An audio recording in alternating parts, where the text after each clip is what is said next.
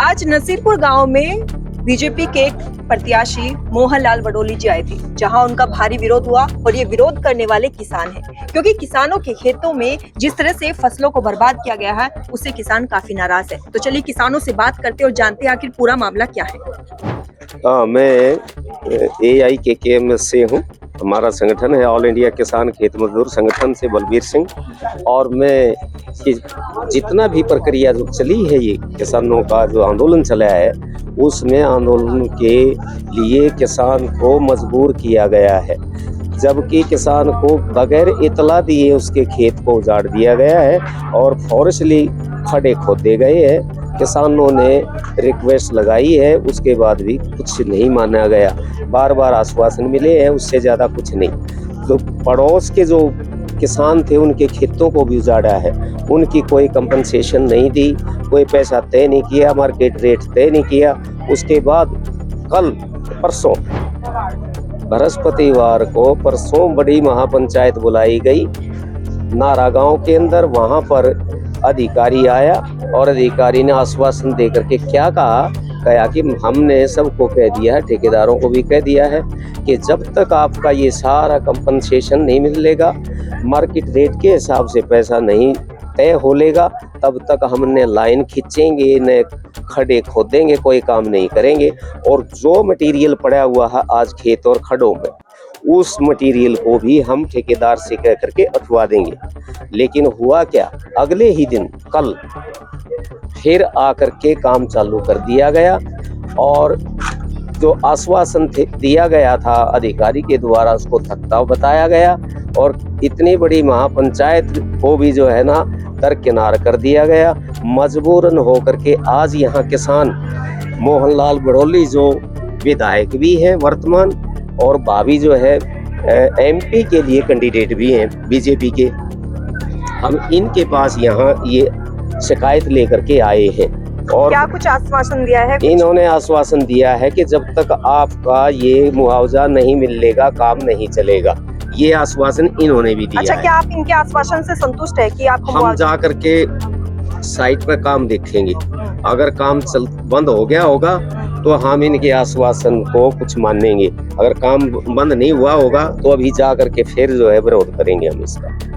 तो अब जो है लगातार इस जितना भी यो चल रहा है प्रचार अभियान, इसका हम विरोध करेंगे किसान आंदोलन की ओर से, AIKKM की ओर से भी और संयुक्त किसान मोर्चे की ओर से भी हम विरोध करेंगे डटकर।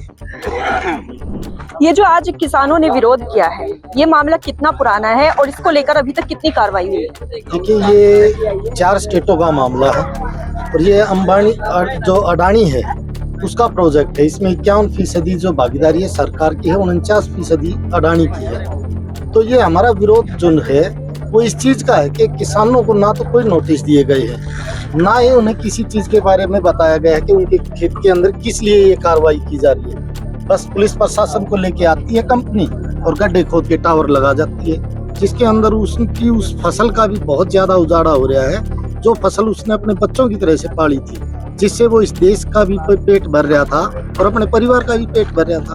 तो अच्छा, क्या वो कार्रवाई करने से पहले किसानों को नोटिस दिया गया है या फसल काटने के लिए बोला गया था? बिल्कुल कोई नोटिस नहीं दिया गया है, धींगा मस्ती है, तानाशाही के जरिए ये कार्रवाई की जा रही है। अच्छा, जैसे आज ये विरोध हुआ है, बीजेपी के उम्मीदवार यहाँ आए हैं, वोट मांगने के लिए आए थे, उन्होंने क्या कहा है, क्या आश्वासन दिया है, उसके बारे में कुछ बताएंगे? देखिए, हम किसी का विरोध नहीं कर रहे हैं, हम सिर्फ अपने हकों की मांग कर रहे हैं कि देखिए हमने आपको चुन के भेजा था तो ये आपकी जिम्मेदारी बन रही है। 4 स्टेटों में जब हर जगह काम रुका हुआ है तो आपके ही विधानसभा क्षेत्र में ऐसी क्या बिजली गिरी हुई है कि आप ये काम चालू रखवा रहे हैं? तो हम ये पूछने आए थे कि आपने कुछ ले रखा है क्या? अगर नहीं ले रखा है तो आप उस काम को बंद करवाइए, हमारे साथ बैठिए, आप काम बंद करवाइए ना। तो हम यही है कि भाई आप हमारा ये काम, हमारे जो खेत है उनको खाली करवाइए, अन्यथा वहाँ पे व्यवस्था बिगड़ सकती है। अच्छा, क्या कुछ बात कही है इन्होंने, कुछ आश्वासन दिया है या फिर आप लोगों के साथ कदम से कदम मिलाने की बात कही? देखिए, हमें कोई आश्वासन नहीं मिला है, ये आश्वासन हमें कई बार मिल चुके हैं, लेकिन हमारी सिर्फ एक मांग है, हमारे खेत खाली करे जाए। हमारे खेत है, जब कंपनी हमसे फैसला कर लेगी किसी चीज का कि हमारी टेबल पे बैठ के बात कर ले कि क्या चीज है, क्या मुआवजा हम लेना चाहते हैं, उस पे बात कर ले, उसके बाद कोई कार्रवाई करे। अब अगर हम बाजार से कोई भी चीज खरीदने जाते हैं तो पहले पैसे देते हैं फिर चीज लेते हैं, लेकिन यहाँ पे मामला दूसरा है। किसान के खेत में जबरदस्ती उसकी फसल भी उजाड़ी जा रही है, उसकी जमीन भी छीनी जा रही है और उसको एक पैसा भी नहीं दिया जा रहा है। अच्छा, आगे क्या सोचा है आपने? अगर यहाँ पे कार्रवाई नहीं होती, आपकी सुनवाई नहीं होती है, तो आगे क्या करेंगे आप? देखिए, हमारा रास्ता एक ही है, संघर्ष का। संघर्ष हम कर रहे हैं और इस संघर्ष में बेकसूर किसानों के ऊपर ही जिनकी जमीनें हैं उन पर ही मुकदमे दर्ज किए हैं। 16 मुकदमे तो बाई नेम कर दिए हैं और 100 से ऊपर ज्यादा है अन्य में डाल दिए हैं। तो ये तो एक तरीके से धक्का, ये डरा रहे हैं हमें वो लोग। अच्छा, जैसे अभी बोला था, आपने भी बोला है कि आप किसान लोगों को खेतों में नहीं घुसने दिया जा रहा है, तो फसलों का क्या हाल है? फसलों के ऊपर से जेसीबी फहरा दी गई है, गड्ढे खोद दिए गए हैं और वहाँ पे कोई भी ऐसा कार्य नहीं करने दी जा रहा है। हम किसानी का भी जो काम करना चाहते हैं वो काम नहीं करने। आज यहाँ पर बीजेपी के उम्मीदवार बड़ोली जी आए थे, जो भावी उम्मीदवार है, जिसका खूब किसानों ने विरोध किया है। किसानों का कहना है कि आप हमारे हित में काम कराइए तो हम आपके साथ हैं, अन्यथा हमें दूसरा रास्ता अपनाना पड़ेगा।